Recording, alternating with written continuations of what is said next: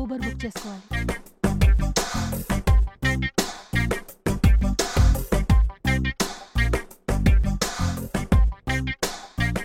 10 minutes వచ్చేస్తుందేమో.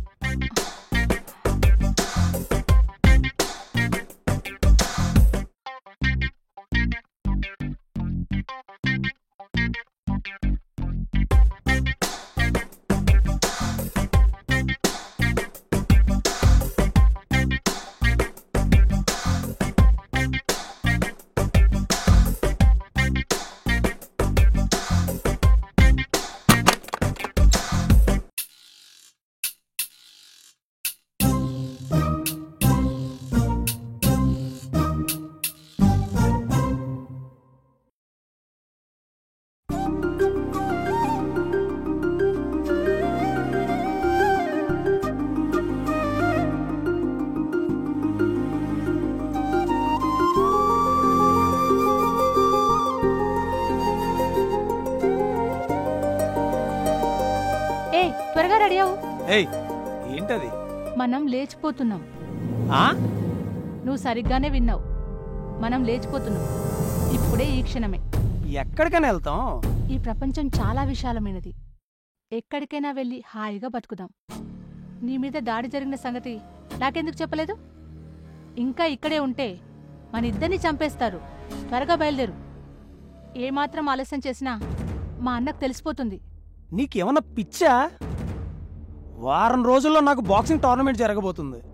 మా గురుగారు నా మీద ఎన్నో ఆశలు పెట్టుకున్నారు. నేను గెలిచి తీరాలి. నువ్వు బాక్సింగ్లో కప్పు గెలవడం కంటే ఇప్పుడు మన ప్రేమను గెలిపించుకోవడం చాలా ముఖ్యం. మన పెళ్ళయ్యిందని తెలిస్తే మా వాళ్ళింకా ఏమీ చేయలేరు. చచ్చినట్టు ఒప్పుకుంటారు.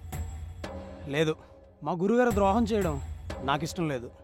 అయితే నాకు ద్రోహం చేయడం ఇష్టమన్నమాట. ఇంకేం చెప్పద్దు. నా మీద ఏమాత్రం ప్రేమున్నా వెంటనే బయలుదేరు.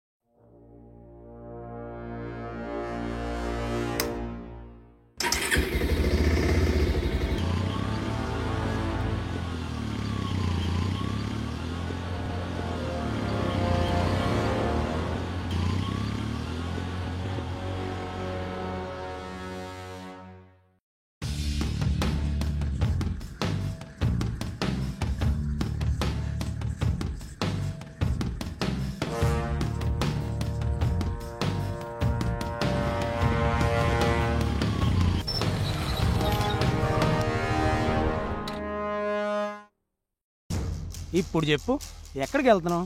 గోవాకి. గోవాకా? అది బైక్ మీద? అవును. సీటు కాస్త చెక్కపేట అవుతుంది.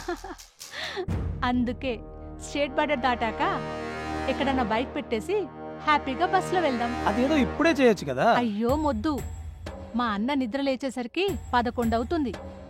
ఈలోగా మనం కర్ణాటక బార్డర్ దాకా చేరుకుంటాం. పైగా ఈ టైంలో డైరెక్ట్గా గోవాకి బస్సులు ఉండవు. నీ పెళ్ళి నా చావుకొచ్చిందే. ఏంటి? ఏం లేదులే, గోవా వెళ్ళాలంటే డబ్బులు ఉండాలి కదా. నా దగ్గర 500 ఉన్నాయి. ఆగు, నా దగ్గర 2 లక్షలున్నాయి. ఎక్కడవే డబ్బులు? ఇంట్లో దొంగతనం చేసావా? నాకంత కర్మ పట్లేదు. మా మమ్మీ డాడీ నాకిచ్చిన పాకెట్ మనీని సేవ్ చేసుకుని ఉన్నాను. ఇంకా నా దగ్గర చాలా కార్డ్స్ కూడా ఉన్నాయి. అమ్మో, మీ ఆడోళ్ళు తలుచుకుంటే 3వ ప్రపంచ యుద్ధమే. ఎక్కు.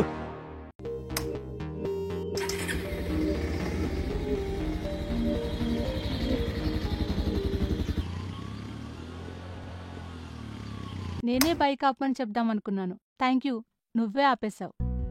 డ్రైవింగ్ చేసేవాడు తెలుస్తుందమ్మా నొప్పి. నీకేం ప్రాబ్లం? వాష్రూమ్కి వెళ్ళాలి. ఇక్కడ వాష్రూమ్లు బాత్రూమ్లు ఉండవు, అన్నీ ఓపెన్ రూమ్లే. ఎవడికి ఇష్టమైన చోట వాడు తృప్తిగా నీళ్ళు చిలకరించుకోవచ్చు. నువ్వు అటెళ్ళు, నేను ఇటు వెళ్తా.